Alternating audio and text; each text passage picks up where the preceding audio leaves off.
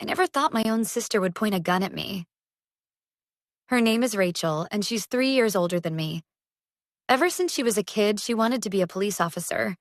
She was the one chasing bullies off the playground, lecturing me about doing the right thing and reminding me every day that actions have consequences. And well, I was the complete opposite. I wasn't a criminal, but I had a knack for trouble. Detentions, dumb pranks, hanging out with the wrong crowd. Rachel always thought I was one bad decision away from ending up in jail. When she finally became a cop, she wore that uniform like armor. It made her stand taller, talk louder, and look at me like I was someone she needed to fix. I tried to be proud of her, but the truth? Every time she came home in that uniform, I felt like she was silently judging me. It all started one Friday night. I was walking home from my friend Mike's place when a black SUV rolled up beside me. The window came down, and a man with a ski mask leaned out. "Get in, now." Before I could even react, 2 more guys jumped out and shoved me inside. My heart was racing, my brain screaming that this was a kidnapping. But then, they started laughing. "Chill, man, it's just us," one of them said, pulling off his mask. It was Tyler, a guy I'd gone to high school with.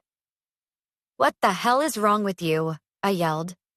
They explained they were just having fun, and that they were on their way to settle something with a guy who apparently owed them money. I told them to drop me off. I wanted nothing to do with it. But instead, they stopped in front of a pawn shop. "We just need you to stand watch," Tyler said. I refused, flat out refused. I wasn't about to get arrested for these idiots. That's when I made my mistake. I got out of the SUV to walk away, and at that exact moment, I heard glass shatter. I turned my head and saw Tyler and the others smashing the pawn shop window, grabbing jewelry and cash. My blood turned to ice. I ran. When I got home, Rachel was in the kitchen, still in her uniform. She took one look at me sweaty, out of breath, and narrowed her eyes. "Where were you?" she asked. I told her the truth. I'd been kidnapped as a prank, then dipped when they started robbing a store. She didn't even flinch. "You expect me to believe that?" she said coldly. "Rachel, I swear." Her radio crackled. "Unit 4, be advised suspects fled the scene of a pawn shop robbery. One identified as male, early 20s, wearing a black hoodie and jeans." She looked me up and down. I was wearing a black hoodie and jeans. The next morning, things got worse. The police found security footage from the pawn shop. It showed me standing near the SUV before the break-in. The angle made it look like I was with them. Rachel didn't even wait to hear me out. She called 2 officers over. "Take him in," she said. "Rachel, are you serious?" I yelled. "You're my brother," she said, her voice trembling. But I took an oath. If you're innocent, the truth will come out. But I can't ignore this. The betrayal hit harder than the handcuffs. At the station, they grilled me for hours. Where was I before the robbery? Who were the other guys? Why didn't I call the police? I told them everything, but without proof, it sounded like a pathetic excuse. The detective leaned in. "You've got one shot to help yourself give us names." I hesitated. Tyler was trouble, but snitching would make my life a nightmare. "I'm not giving you names," I said. Rachel was standing behind the glass, watching me. She shook her head like I'd just thrown my life away. That night, they let me go not because they believed me, but because they didn't have enough evidence to hold me. I walked out, thinking maybe I'd explain things to Rachel when she got home. But when I opened the door to our apartment, she was already there and she wasn't alone. 2 officers were with her, searching the place. "What the hell are you doing?" I shouted.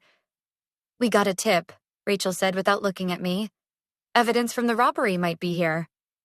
"From who?" I demanded. She didn't answer. One of the officers came out of my room holding a small black bag. "Found this under his bed," he said. Rachel opened it, and my stomach dropped. Inside was a gold watch, a pearl necklace, and a wad of cash. "That's not mine," I yelled. "Rachel, you know me. I didn't—" She cut me off. "You think I want to believe this? But it's here. In your room." I looked at her, desperate. "Somebody planted it. Tyler, it has to be him." But her eyes were cold. You're under arrest. That night, sitting in a holding cell, I kept replaying everything in my head. Someone had set me up and they'd done it perfectly. They'd made it look like I was part of the robbery, hid stolen goods in my room, and tipped off the cops. But the worst part wasn't the setup. It was that my own sister believed them. When they finally released me on bail, I didn't go home. I couldn't face Rachel. Instead, I went to Mike's place. He was the only one who still believed me. Man, you gotta prove it, Mike said. Find Tyler, get him to admit it. Something. But Tyler wasn't answering calls. His place was empty. And then I got a text from an unknown number. Stop looking for me, or your sister's next. I stared at the message, my hands shaking. Whoever this was, they knew Rachel was a cop and they weren't afraid to go after her. Suddenly, clearing my name wasn't just about me anymore. It was about protecting my sister, even if she thought I was guilty. To be continued. I stood there in that cold interrogation room, my wrists still aching from the handcuffs. My sister, Officer Rebecca Cole, leaned against the wall with her arms crossed, avoiding my eyes. I thought she was here to help me. Instead, she just testified that she found incriminating evidence in my apartment, the same apartment I had given her a spare key to last year. The shock still hadn't worn off. Becca, you planted that stuff, didn't you? I asked, my voice trembling. Her eyes flicked up at me for a second, and I caught the guilt there before her expression hardened. Don't make this harder than it already is, Jake. You're in over your head. The sooner you cooperate, the better. Cooperate? She wanted me to confess to something I didn't do. The detective sitting at the table cleared his throat. Mr. Cole, we have surveillance footage, fingerprints, and now the stolen items recovered from your property. Unless you give us a reason not to, the DA will move forward with the charges. I stared at the detective, then back at my sister. This isn't about the case, is it? I said quietly. This is about Dad. Rebecca's jaw tightened. I'd hit a nerve. Our dad, also a cop, had been forced into early retirement after a corruption scandal. The department had kept his pension, and our family had been struggling ever since. Rebecca had always blamed me for bringing attention to the investigation because I'd spoken to a journalist about some shady things I'd seen at the station while visiting Dad. I hadn't realized my words would get him in trouble, but in her eyes, I'd betrayed the family. And now, she was paying me back. 2 days later, I was out on bail thanks to my friend Marcus, who'd scraped together money from everyone we knew. Man, your sister is ruthless, Marcus said as we sat in his car outside the courthouse. She's trying to bury you alive. I don't get it, I muttered. She knows I didn't steal from the evidence locker. She knows I'm not a criminal. Marcus gave me a look. You sure she's not in deeper than you think? That thought had been eating at me since my arrest.